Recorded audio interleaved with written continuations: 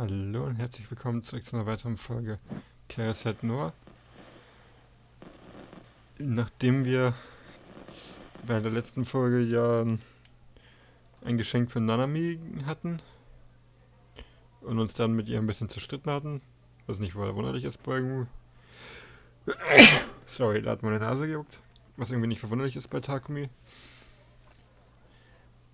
Ja, sind wir jetzt wieder in der Schule und offenbar gibt es einen neuen Austauschschüler. Also Austauschschüler ist, glaube ich, der falsche Begriff. Transfer Student heißt halt einfach, dass ein neuer Schüler in die Klasse kommt. Und wir kicken direkt mal die Delusion rein. And sure enough, there was someone there. She was extremely petite, possibly even more so than Nanami. She looked fairly timid, emulating that more gets bullied all the time archetype. If I had to choose, she was probably around mid-tier when it came to 3D girls. For some reason she was looking down at the floor, her eyes filled with tears.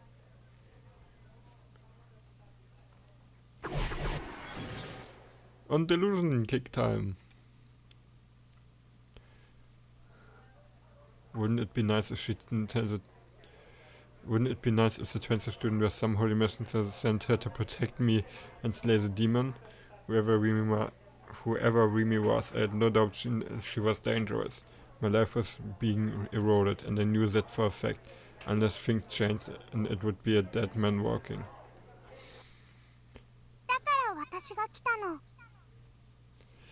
Ist jetzt definitiv Delusion Time? Suddenly the transfer student turned her gaze toward me and whispered that. No way.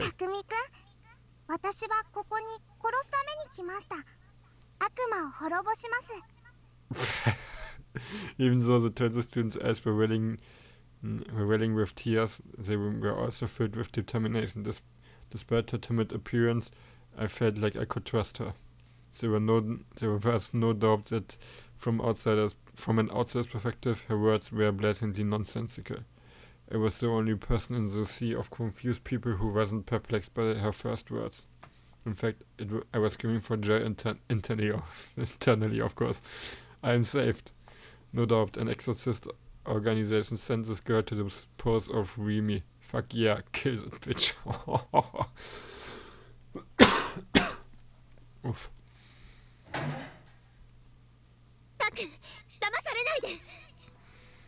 Oh man. Remy's panic voice sprang from behind me.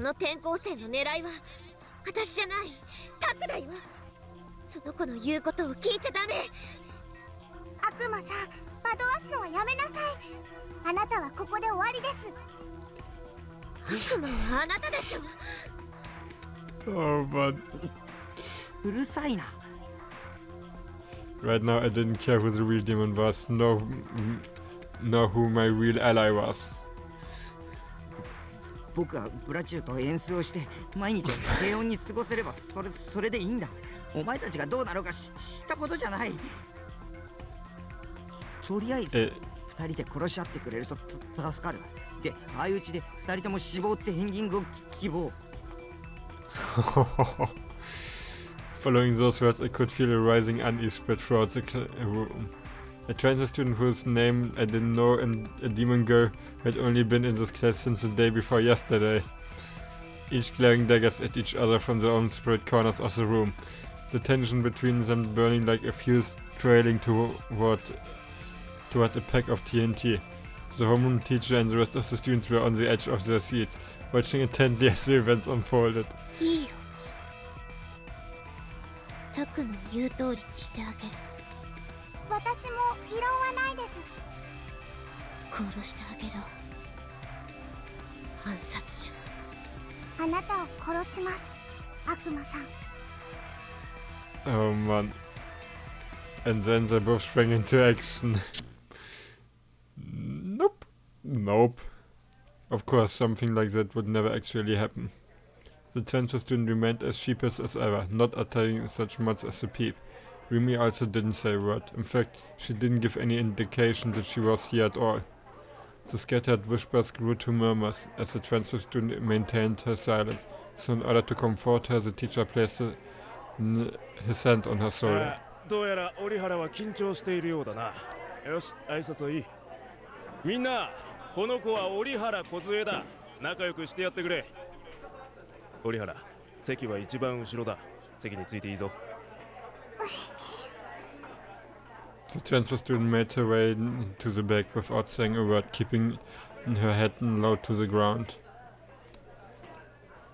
Her seat was 4 rows behind me, so should I pretend to watch her so I could catch a glimpse of the people behind me? Problem was that would draw a lot of unwanted attention to myself. I didn't want any Dokuans trying to pick a fight, or don't go staring at her just because she's cute or some bullshit like that. I was at a loss for what to do. Should I look now, or should I wait until class is over? My head still firmly pressed against my desk, I squeezed my fists tightly. Forget it. I was a coward. Just the thought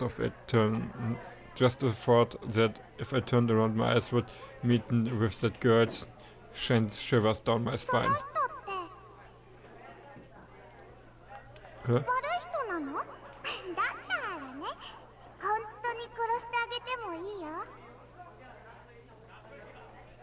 The transfer student walked right by my seat. Taking aback, I glanced at her face. Our eyes met, only for her to immediately avert her gaze and continue walking. What was that voice? No doubt it had been just another one of my delusions.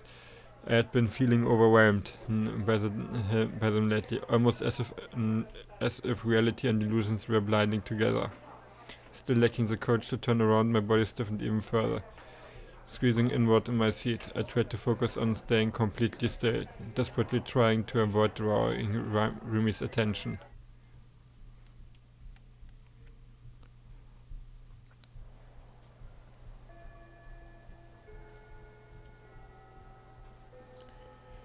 All my new fears and doubts zoomed through my mind at 1,000,000 kilometers an hour, and before I knew it, homeroom had ended. First period would begin in about 5 minutes. Misumi-kun rushed over to the transfer student's desk, knowing he was gonna try to lay the moves on her. The other students were clearly interested in her too, and the room had grown louder than usual. At a glance it may have seemed like a casual, peaceful, ordinary thing. But for me it was like being caught deep within enemy territory. My heartbeat was going crazy, anxiety filled my head to bursting, and so much as lifting a finger would felt like more than a one-man job. My brain was in the midst of a civil war. One side urging me to turn around, the other side warning me not to.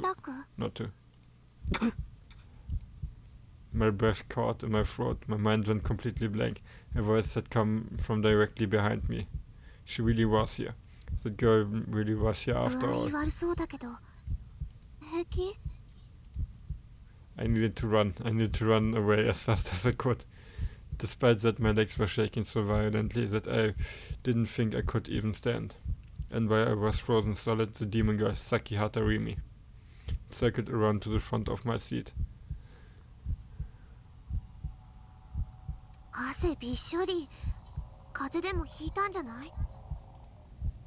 Just like 2 days ago, she spoke as if she were concerned about me. Just like 2 days ago, she held out her floral-scented handkerchief. I didn't accept the handkerchief, hurriedly wiping the sweat from my forehead on my own.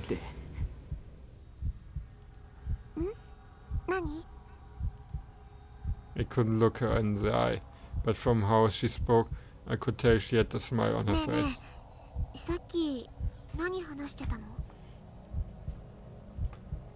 Remy crouched down, resting her chin on her hands, now at eye level with me. She peered at my face. I quickly looked away. It felt like the anxiety would tear my heart right open at any moment. Damn it, why wouldn't she just let me go? Someone please help me. What was she talking about? Who was she asking me about?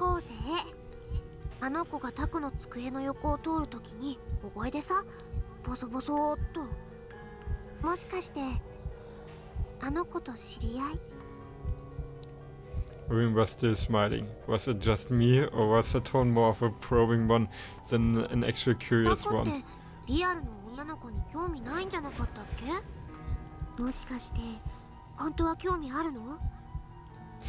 Where was she going with this? Was her plan to probe me for personal information and then exploit it for her own gain? At the end of the day, I really didn't give a damn about 3D girls, just like I always said in that sore voice じゃあ of さ mine. じゃあさ私にも実は興味あったりする An icy chill ran down my back. Despite having just wiped in the sweat off my forehead, I could feel moisture all over it.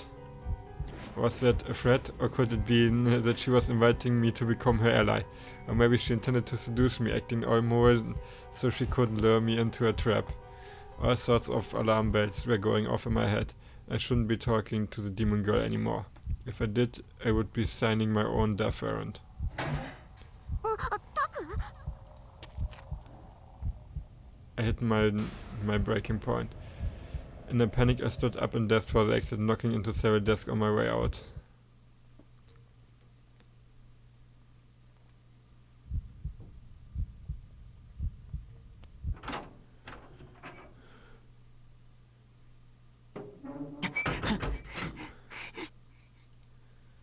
I ran straight up the stairs without looking at anyone and came out to the on the empty roof.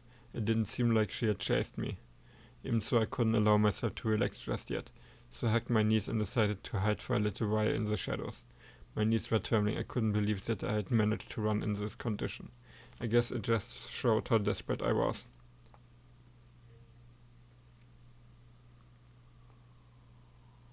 I was tired of this reality. The dessert I had gone out of my way to buy hadn't been useful in the slightest.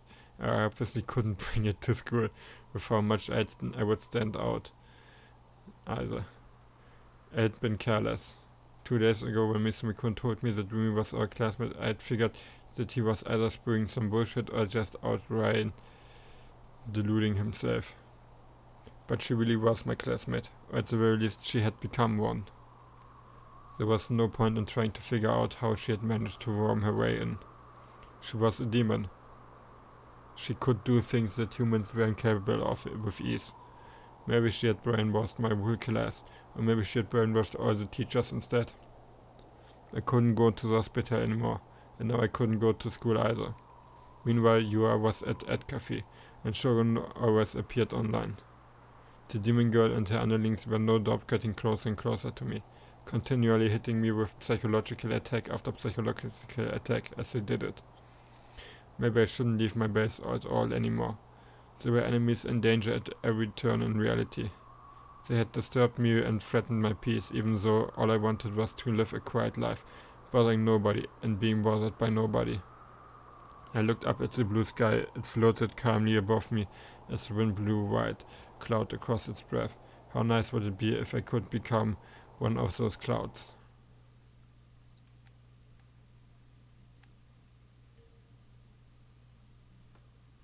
Around 3 hours had passed.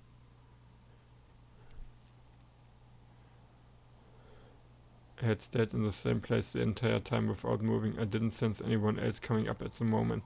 I could finally breathe. The problem, however, was what came after. During breaks there would always be students that would come up here to eat lunch. That was why the best way out of this was to escape during 4th period and make a break for my base. It would be messed up it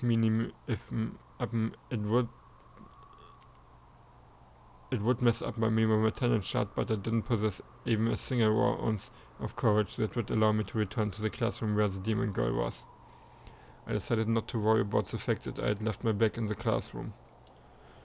All I had in there were textbooks, my wallet, my keys, and anything else important would be in my uniform pockets. All I had in there were textbooks. My wallet, my keys, and anything else important would be in my uniform pockets, I hoped. Growing slightly nervous, I searched my pockets. Wallet, keys, cell phone, they were all there. That was when I remembered that someone had called me. I had been pretty freaked out at the time, but not as much as when Rimi had talked to me. I couldn't think of anyone who would call besides my family.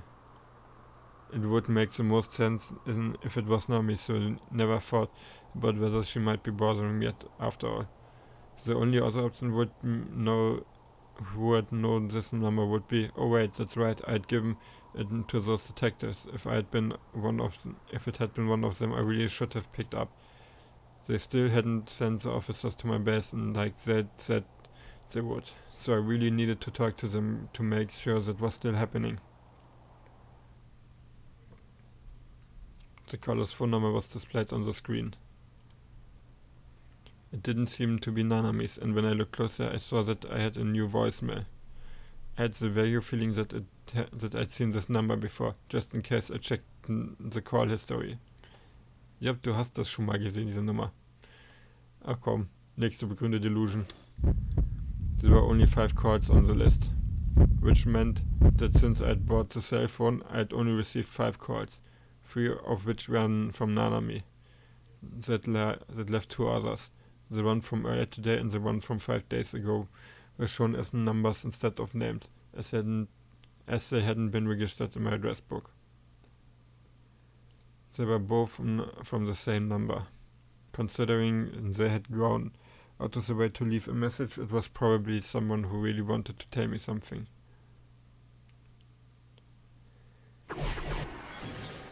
Delusion time!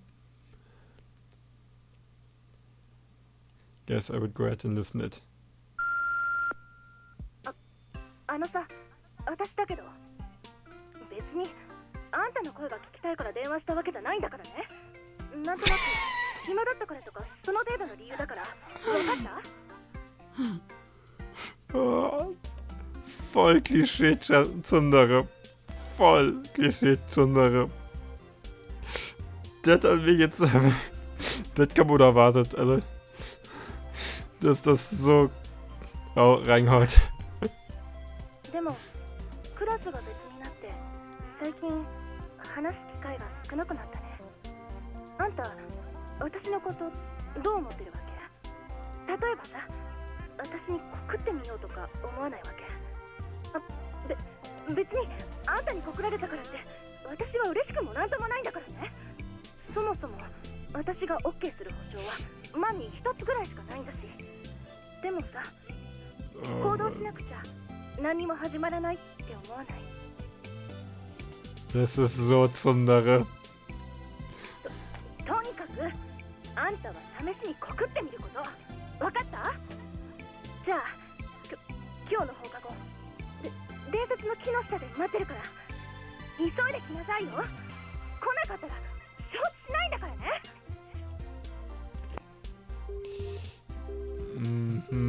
Ja, nee, ist klar. Und jetzt die Wahrheit? I mean, it could happen. GK, I fucking wish so. Laugh my ass out. There was no Tree of Legends or whatever the fuck at the school. And who was this Tsundere supposed to be anyway? The personnel settings were pretty lackluster. I should have at least made her more like Cybertan. This wasn't the time to be indulging my delusions, was it? Feeling empty inside, I sighed, and decided to listen to the actual voice message. I examined my surroundings, making sure the demon girl wasn't there, then put the phone up to my ear. こちらは留守番電話サービスセンターです。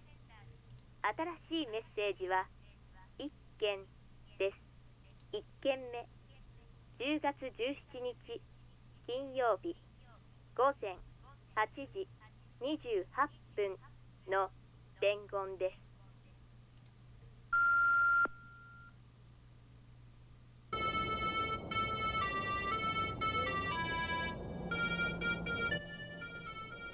なんぞこれ。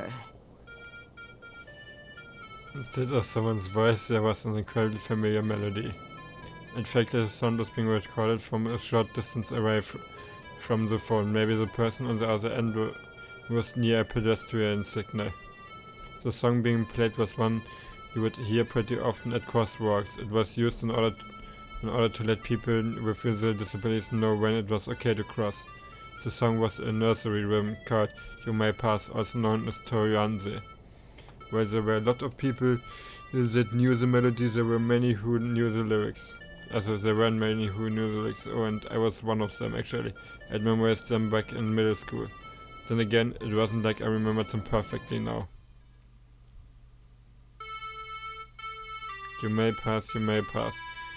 Where shall this narrow path take us to? It is the path to Tenjin's shrine. Please, oh please, will you let us pass? Those with no business will not be let through. To celebrate the 7 years of this child's birth, we have come with an offering. Going may prove easy, but returning is.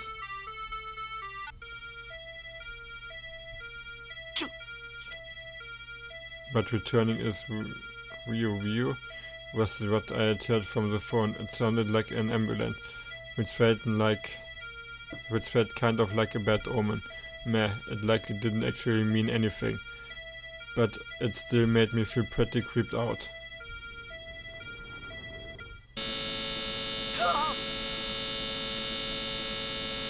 Oof, there's a fieser tone. The second after the traffic signal melody got cut off, an extremely loud noise that sounded like a buzzer exploded from the speakers. Oh, Glück gehabt. It was so ridiculously loud that I had automatically shut the phone away from my ear. When I cautiously brought the phone back to my ear, the voicemail had already stopped playing. What was that? Right at the end. I thought I just heard a roaring noise. It had sounded like the ground itself was rumbling. The buzzer sound was completely separate from the pedestrian signal melody. Considering how loud it had been, the only thing I could think of was that the phone's receiver had deliberately been put up next to whatever had made that noise.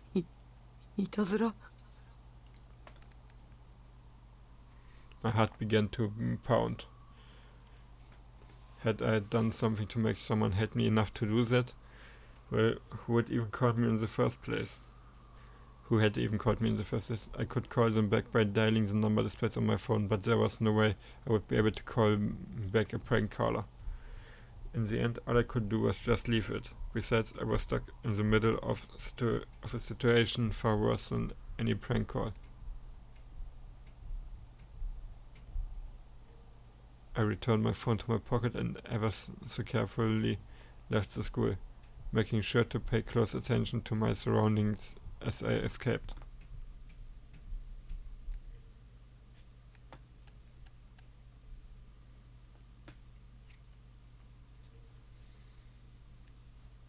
Nishichos Takumi Alma Mater.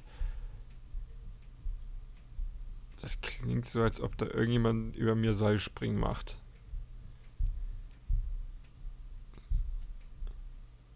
Liegt hier wenigstens Teppich drunter oder sowas, wenn du sowas machst. Nishijo Takumi's alma mater, Kitazawa Second Elementary School, was about a 5-minute walk from the private train station. Ban Yasui had attempted to contact Takumi's elementary school teacher over the phone, only to be told that they had unfortunately passed away.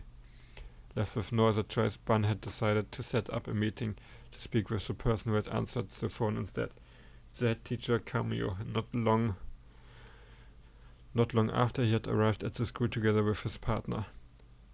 As it was a Saturday, the school gate was closed.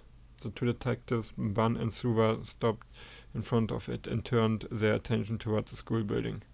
The white walls of the school's exterior had been painted with a brightly colored eye-catching mural. Due to this complete lack of knowledge on painting or any other kind of fine art, Ban had no idea what it signified. But the way the spiral-shaped mural transitioned vertically into an array of 7 different colors reminded him of a rainbow. As Ban stared at the mural, cooling himself with his handheld fan, his partner Suva pressed the intercom button next to the school gate. Suddenly Ban looked around. He had the feeling that someone was watching him. There was a gaze that seemed to follow him everywhere, leaving him quite discomfited. 俺ってそんなにかっこいいか? He attempted to strike a casual pose on one that aimed to be dandy and refined. 先輩、何変なポーズしてるんすか? 裏門の方に通用口があるんで、そっちに回ってくれって。Ban retired from his pose with a sigh and headed towards the back of the building. The staff room was easy to find. As soon as they entered through the side door, All they had to do was travel down the rear entrance hallway and turn at a single corridor and had to arrive at the room. There was, of course, no sign of children in the school. Although it was likely a mere illusion created by the smooth linoleum floor, the two detectives felt far colder inside the building than they had outside. There were 3 teachers in the staff room. Upon seeing the 2 detectives enter the room, one of the 3 stood up and bowed.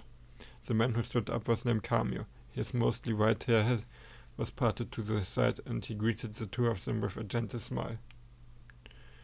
Van and the rest showed their police badges to him almost simultaneously, returned his greeting briefly, then immediately approached the topic at hand. It was Sua's job to ask the questions. ここの卒業生である西条匠君について教えていただきたいんですが。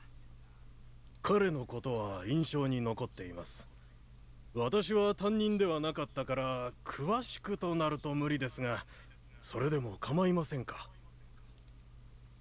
Zua nodded, taking out his notebook and preparing to write everything down. 西条君はどんな子だったんですか？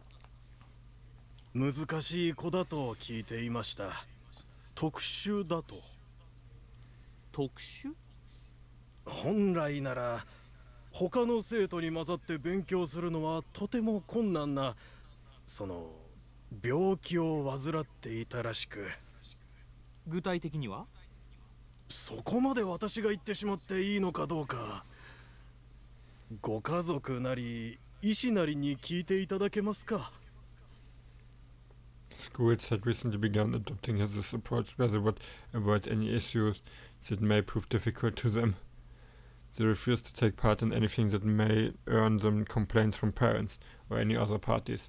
Such practices made it incredibly difficult for the police to do their jobs. 担任の先生はなんで亡くなったんです？事故です。遠足の最中、乗っていたバスが陥没した道路に。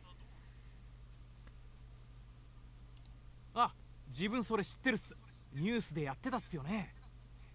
子供たちは怪我をしただけで幸い命は助かったのですが、斉藤先生だけが犠牲になってしまい、なんともやりきれない思いです。西条君もその事故に巻き込まれた。In response to Ben's question, Camio shook his あ head の子 lightly. は当日欠席していてバスには乗っていませんでした。欠席の理由は？病が悪化したと聞いたような覚えがありますが。Ben too had a faint recollection of the accident. For multiple days following the incident, in the short glimpses Ben caught of the news, he would always see the media swarming in the house of the sole boy who had not been involved in it. あれは悲しい事故だったんですよ。For some reason, while Kami was repeating himself, he placed a strong emphasis on the word accident.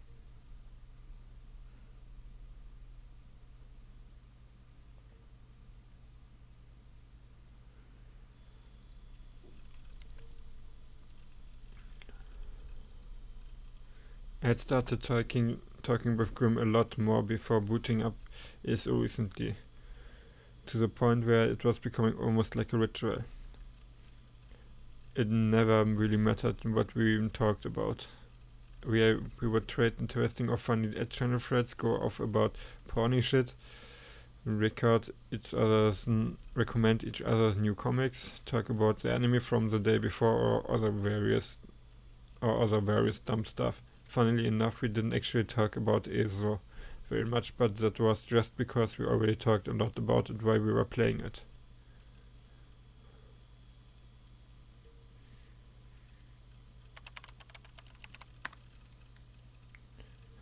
Has there been some weird ass prank going around recently? Not a lot to go off there. Deeds, please. I just heard about it from someone I know. Nope. Don't know if it's actually a fad or some shit.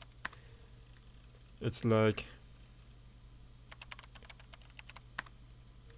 there's a recording of weird sound and you get that as a voicemail or something.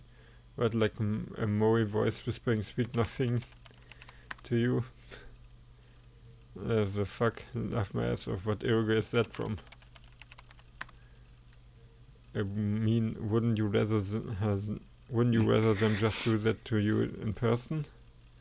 No one cares now. Those fucking eyes are. Grim was still saying that. Thanks to that, I started to feel awful pretty much immediately. Not to mention he was talking really weird and shit, to the point where it felt fairly forced. Like he was trying to way too hard to be funny by shoving those words in. At the very least, I didn't find it funny. In fact, it felt more cringy than anything.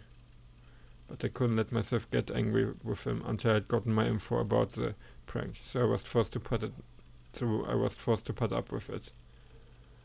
Okay, so it's like the sound of a white otaku feet flapping then? Okay, that's too far. But in all seriousness, then you play You May Pass. You May Pass? What? Like the song? The one who that crossworks and shit? Yeah, that one. And then while it's playing, it will get cut off halfway and swap to a buzzer-like sound. Apparently the volume is ear raped here. So yeah, ever heard of a prank like that? That's the kind of thing you would find floating around Ad Channel, right? Aber ich würde sagen, an dem Punkt beende ich jetzt diese Folge. Vielen Dank fürs Zuschauen und bis zum nächsten Mal. Ciao.